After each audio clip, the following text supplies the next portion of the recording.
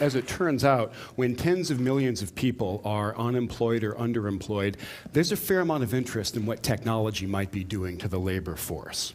And as I look at the conversation, it strikes me that it's focused on exactly the right topic, and at the same time, it's missing the point entirely. The topic that it's focused on, the question is whether or not all these digital technologies are affecting people's ability to earn a living. Or to say it a little bit different way, are the droids taking our jobs? And there's some evidence that they are. The Great Recession ended when American GDP resumed its kind of slow, steady march upward. And some other economic indicators also started to rebound, and they got kind of healthy kind of quickly. Corporate profits are quite high. In fact, if you include bank profits, they're higher than they've ever been. And business investment in gear, in equipment, and hardware and software is at an all-time high. So the businesses are getting out their checkbooks. What they're not really doing is hiring. So this red line is the employment to population ratio. In other words, the percentage of working age people in America who have work. And we see that it cratered during the Great Recession, and it hasn't started to bounce back at all.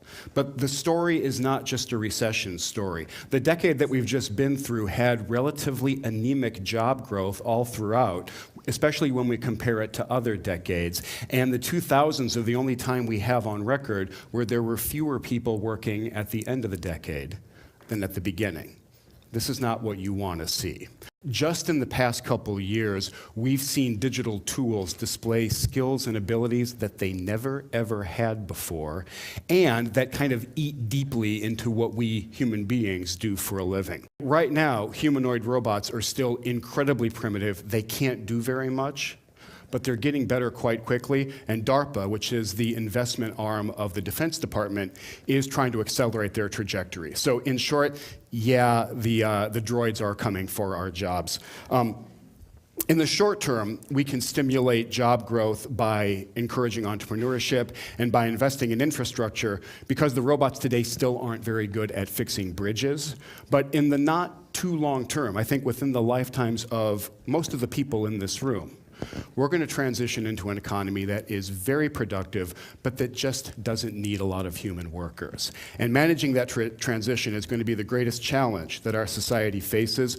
Voltaire summarized why. He said, "Work saves us from three great evils: boredom, vice, and need."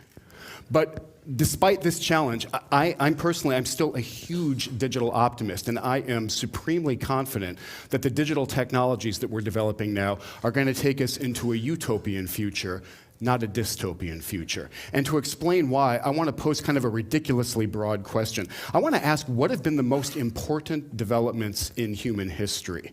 Now, I want to share some of the answers that I've got in response to this question. It's a wonderful question to ask and to start an endless debate about, because some people are going to bring up systems of philosophy in both the West and the East that have changed how a lot of people think about the world. And then other people will say, no, actually, the big stories, the big developments are the founding of the world's major religions, which have changed civilizations and have changed and influenced how countless people are living their lives. And then some other folk will say, actually, what changes civilizations, what modifies them, and what changes people's lives are empires. So the great developments in human history are stories of conquest and of war. And then some cheery soul usually always pipes up and says, hey, don't forget about plagues. There are some optimistic answers to this question. So some people will bring up the age of exploration and the opening up of the world.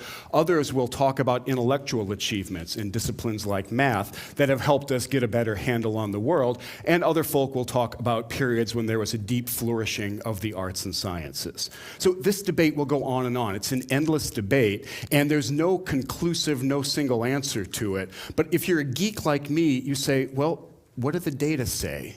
And you start to do things like graph and things that we might be interested in, the total worldwide population, for example, or some measure of social development or the state of advancement of a society. And you start to plot the data, because by this approach, the big stories, the big developments in human history are the ones that will bend these curves a lot.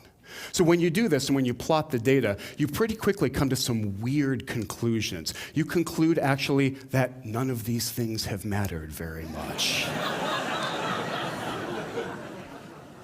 They haven't done a darn thing to the curves. There has been one story, one development in human history that bent the curve, bent it just about 90 degrees, and it is a technology story. The steam engine and the other associated technologies of the Industrial Revolution changed the world and influenced human history so much that, in the words of the historian Ian Morris, they made mockery out of all that had come before. And they did this by infinitely multiplying the power of our muscles, overcoming the limitations of our muscles. Now, what we're in the middle of now is overcoming the limitations of our individual brains and infinitely multiplying our mental power. How can this not be as big a deal as overcoming the limitations of our muscles? So at the risk of repeating myself a little bit, when I look at what's going on with digital technology these days, we are not anywhere near through with this journey. And when I look at what is happening to our economies and our societies, my single conclusion is that we ain't seen nothing yet. The best days are really ahead. Let me give you a couple examples. Economies don't run on energy. They don't run on capital. They don't run on labor. Economies run on ideas. So the work of innovation, the work of coming up with new ideas, is some of the most powerful, some of the most fundamental work that we can do in an economy.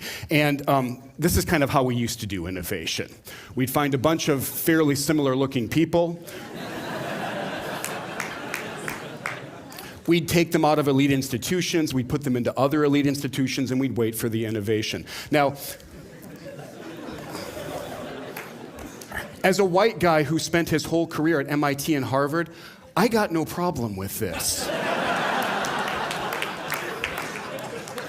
But some other people do, and they've kind of crashed the party and loosened up the dress code of innovation. So here are the winners of a top quarter programming challenge, and I assure you that nobody cares where these kids grew up, where they went to school, or what they look like. All anyone cares about is the quality of the work, the quality of the ideas. And over again, we see this happening in the technology-facilitated world. The work of innovation is becoming more open, more inclusive, more transparent, and more merit-based. And that's going to continue no matter what MIT and Harvard think of it, and I couldn't be happier about that development. I hear once in a while, okay, I'll grant you that, but technology is still a tool for the rich world. And what's not happening, these digital tools are not improving the lives of people at the bottom of the pyramid. And I want to say to that very clearly, nonsense. The bottom of the pyramid is benefiting hugely from technology. The economist Robert Jensen did this wonderful study a while back where he watched in great detail what happened to the fishing villages of Kerala, India, when they got mobile phones for the very first time. And when you write for the Quarterly Journal of Economics, you have to use very dry and very circumspect language. But when I read his paper, I kind of feel Jensen is trying to scream at us and say, look, this was a big deal. Prices stabilized so people could plan their economic lives. Waste was not reduced, it was eliminated, and the lives of both the buyers and the sellers in these villages measurably improved. Now, what I don't think is that Jensen got extremely lucky and happened to land in the one set of villages where technology made things better. What happened instead is he very carefully documented what happens over and over again when technology comes for the first time to an environment and a community. The lives of people, the welfares of people improve dramatically. So as I look around at all the evidence and I think about the room that we have ahead of us, I become a huge digital optimist, and I start to think that this wonderful statement from the physicist Freeman Dyson is actually not hyperbole. This is an accurate assessment of what's going on. Our technologies are great gifts.